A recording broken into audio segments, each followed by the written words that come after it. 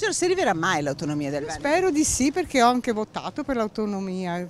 Speriamo che vada in porto, insomma. Il presidente Zaia ha ragione a non mollare, lui vuole 23 mattati. No, Zaia deve andare avanti con tutto. Ennesimo rinvio dall'atteso vertice d'inizio settimana, ma sull'autonomia si va avanti. Se quello che doveva essere il D-Day è diventato una tappa, grande l'attesa per il nuovo incontro fissato per giovedì. E intanto il ministro Erika Stefani fa il punto sui primi sì emersi. Abbiamo trovato dei bei punti di incontro anche per dare una risposta. Ovviamente io oggi ho anche rappresentato la posizione delle regioni, perché è ovvio, noi siamo in una trattativa a tre, non è ovviamente frutto soltanto di un lavoro mio, ma dobbiamo confrontarci con tutti gli altri ministeri nella dialettica anche nostra interna al governo e poi nei confronti delle regioni. Passi avanti su salute, ambiente, lavoro, infrastrutture, strada ancora in salita per la scuola.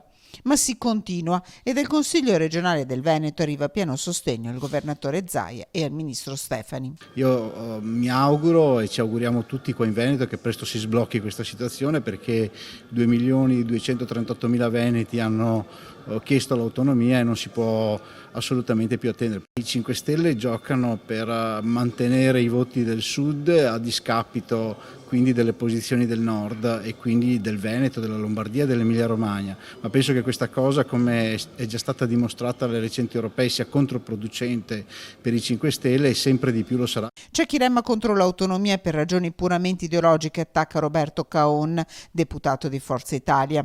I cittadini restano a favore e attendono risposte dalla politica. Io ho votato per l'autonomia del Veneto.